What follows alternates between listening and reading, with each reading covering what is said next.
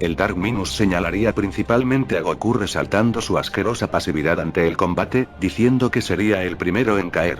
Este intentaría atacar a Goku, quien lo evadiría con bastante naturalidad. Sin embargo, el Dark Minus sería terriblemente frenético, impactando varios ataques en Goku. Esto no era creíble en inicio, pues con la vista que tenía este era imposible que no viera ningún tipo de ataque. A Goku también lo tomaría por sorpresa esto, diciendo que era como si se volviera invisible incluso a la vista de su omnipotencia. Tras él actuaría Zaiko, quien lo atacaría de espaldas. Este diría que sinceramente ya se estaba cansando de verlo, pues fue divertido pelear con él solo la primera vez que apareció. Ahora solo era un pesado que no sabía cuándo rendirse.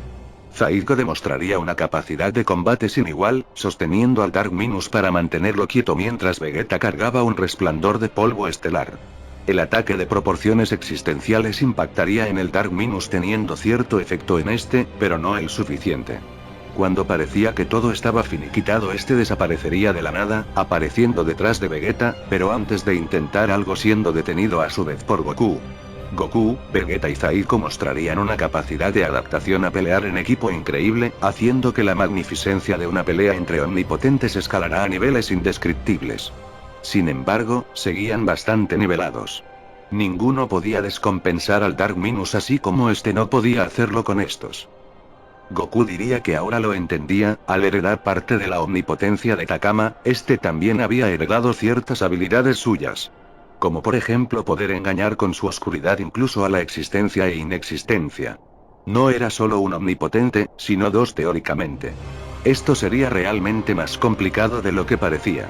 Para complicar más las cosas, el Dark Minus volvería a usar su técnica con la que impregnaría incluso el paraíso de energía oscura.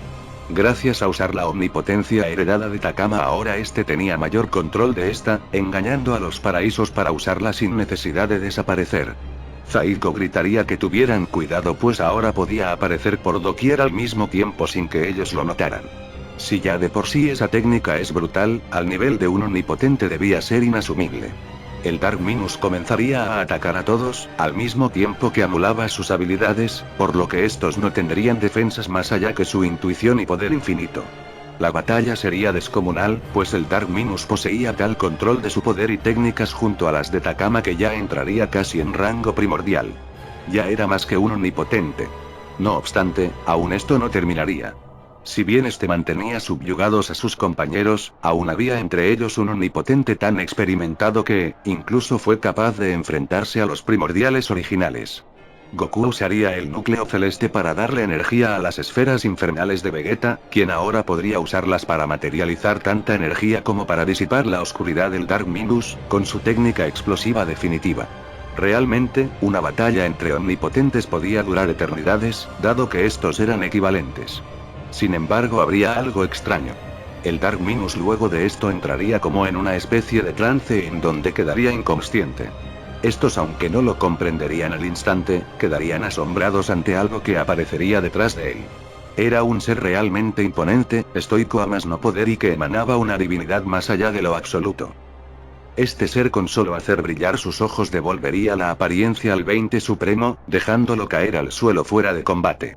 Luego de esto se quedaría fijamente viendo al resto, diciendo que le había parecido un combate interesante. Zaiko diría que inequívocamente debía ser un Saiyajin, ya que su apariencia lo delataba. Este ser diría que realmente era así, y que era luego de los primordiales el Saiyajin más poderoso jamás existido.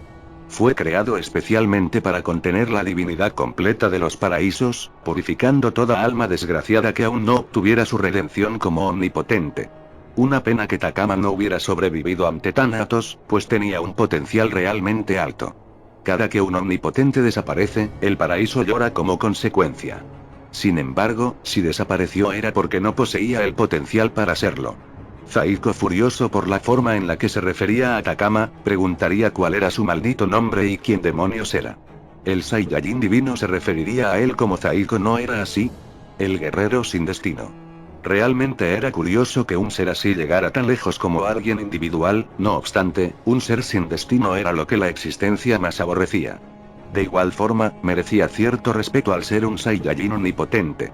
Aún así, estos eran algo que no podía dejar pasar debido a que justo en el momento donde sus creadores anunciaron que llegarían omnipotentes por primera vez al paraíso, se fueron y nunca volvieron. Vegeta diría que precisamente por ello venían a ese sitio, pues querían ayudar a los primordiales a salir de la inexistencia. Este ser divino diría que la inexistencia no podía ir en contra de sí misma, por ello los destruiría. Vegeta preguntaría a qué se refería con esto, así respondiendo si aún no se habían dado cuenta.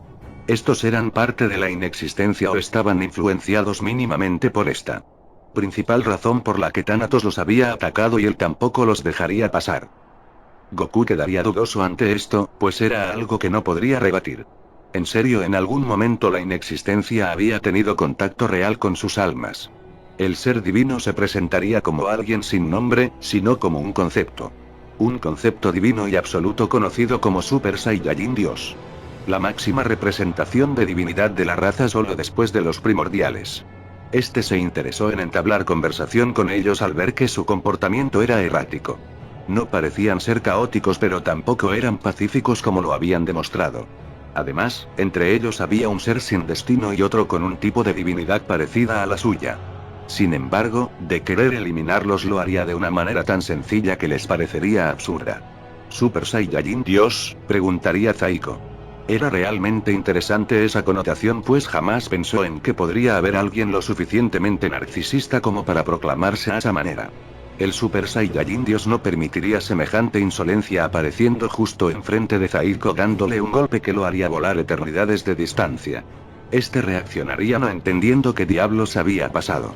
Ni siquiera con su infinita fuerza y velocidad pudo verlo. No era ser rápido, eso era otra cosa totalmente diferente. El Super Saiyajin Dios diría que no era él quien se había denominado Super Saiyajin Dios sino su creador, Yamoshi. Nadie más que ellos tenía la potestad de crear divinidad absoluta y por ello él estaba ante ellos cuidando su creación hasta que volvieran. Vegeta le diría a Kakaroto que esto no era un combate normal. En ese ataque hacia Zaiko no vio un movimiento natural en ningún aspecto, sino más bien algo tan trascendental que no podría explicarlo. El poder de ese sujeto, además de ser infinito por completo, venía de otro concepto existencial que ellos no estaban entendiendo.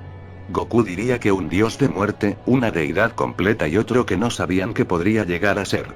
Los primordiales estaban cometiendo el mismo error que sus creadores nuevamente siendo creadores de seres independientes de sus poderes.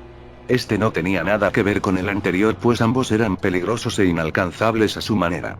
Aún así, si pudieron derrotar a uno, podrían hacerlo con cualquier otro dios divino de estos. Aún así, esto acababa de comenzar.